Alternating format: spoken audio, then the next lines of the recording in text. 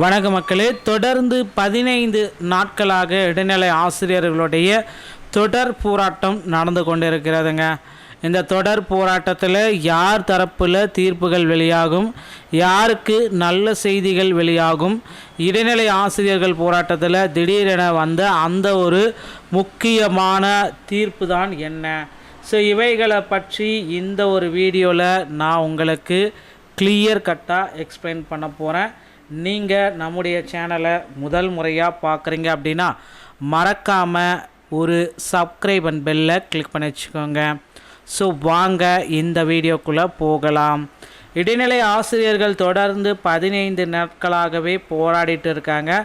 சம வேலைக்கு சம ஊதியம் வழங்கும் அப்படின்ற கோரிக்கைகளை ஏற்று இடைநிலை ஆசிரியர்கள் ஒரு பக்கம் நாளுக்கு நாள் இந்த போராட்டத்தில் குதிச்சிட்டாங்க.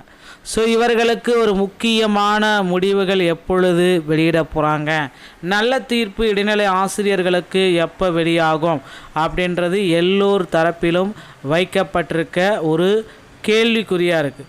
ஸோ இந்த சம வேலைக்கு சம ஊதியம் வழங்கணும் அப்படின்ற கோரிக்கை. ஸோ இதனால் பணிக்கு வராமல் போராட்டத்தில் ஈடுபடும் ஆசிரியர்களுக்கு சம்பளம் கிடையாது என தமிழக அரசு அறிவித்தது.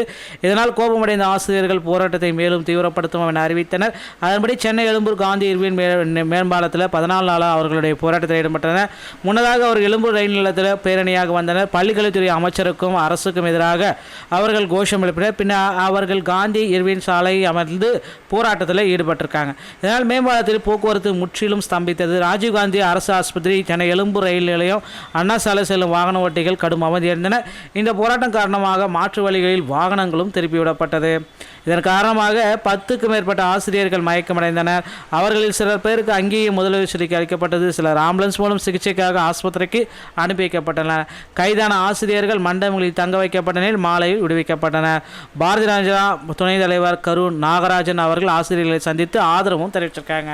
ஆனால் தமிழக வெற்றி கழக நிர்வாகிகள் இடைநிலை ஆசிரியர்களை சந்திக்க போலீஸ் அனுமதி மறுத்தது. ஓகேங்களா?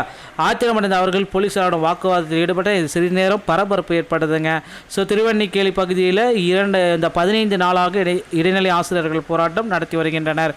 ஸோ கண்டிப்பாக சம வேலைக்கு சம ஊதியம் வழங்குகிற ஒரு முக்கியமான முடிவுகளை அரசு தரப்புலேருந்து வெளியிடுவாங்க அப்படின்றத நிச்சயமாக எதிர்பார்க்கலாங்க. நண்பர்களே, அடுத்து முதுகலை பட்டதாரியோடைய மிகப்பெரிய ஒரு அப்டேட்டு ரெடியாக இருக்குது. முதுகலை பட்டதாரியில் செகண்ட் சிவி லிஸ்ட்டு பப்ளிஷ் ஆக போகுது மக்களே. ஸோ நிறைய பீப்புள்ஸ்க்கு வந்து பார்த்திங்க அப்படின்னா செகண்ட் சிவி லிஸ்ட்டு ரெடியாக வச்சிட்ருக்காங்க. ஸோ அந்த செகண்ட் சிவி பட்டியலை முதுகலை பட்டதாரி ஆசிரியர்களுக்கு வெளியிட போகிறாங்க. அதற்கு முன்னாடி வந்து பார்த்திங்க அப்படின்னா முதுகலை பட்டதாரிகளுடைய வேக்கன்சிஸை உயர்த்த போகிறாங்க ஆசிரியர் தேர்வு வாரியம். ஸோ நிச்சயமாக வேக்கன்சிஸ் அப்படின்றது ரொம்ப ரொம்ப ரொம்ப லீஸ்டான வேக்கன்சிஸ், ரொம்ப கம்மியான வேகன்சிஸ் இருக்குது. ஸோ அந்த வேகன்சிஸை ஆசிரியர் தேர்வு வாரியம் சார்பாக உயர்த்தி அமைக்க போகிறாங்க. அதனால் 1996 அப்படின்ற வேகன்சிஸ் வந்து பார்த்திங்கன்னா ஒரு 500லேருந்து ஒரு 1500 வேகன்சிஸ் பக்கம் கூடுதலாக உயர்த்தப்படுவதற்கு அதிகப்படியான வாய்ப்புகள் இருக்கிறது. ஸோ அதனால் ரெடி ஆகிக்கோங்க மக்களே. முதுகலை பட்டதாரியோடைய புதிய அப்டேட்டு உங்களை காண வருகிறது.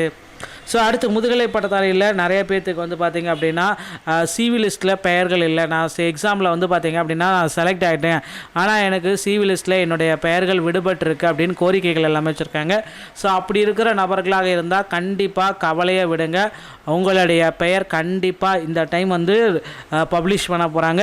ஸோ நிறைய பீப்புள்ஸ் வந்து பார்த்திங்க அப்படின்னா அப்படி தான் இருக்காங்க. அவங்களுடைய பெயர்கள் அனைத்துமே இந்த டைம் பப்ளிஷ் ஆகப்படும் அப்படின்றத குறிப்பாகவே சொல்லியிருக்காங்க. ஏன்னா சிவி லிஸ்ட் எக்ஸாமில் வந்து குவாலிஃபை ஆகியிருக்காங்க, சிவி லிஸ்ட்டில் அவங்களுடைய பெயர்கள் இல்லை அப்படின்னா அவங்களுடைய பெயர்களுக்காகவே செகண்ட் சிவி லிஸ்ட்டு பப்ளிஷ் பண்ண போகிறாங்க.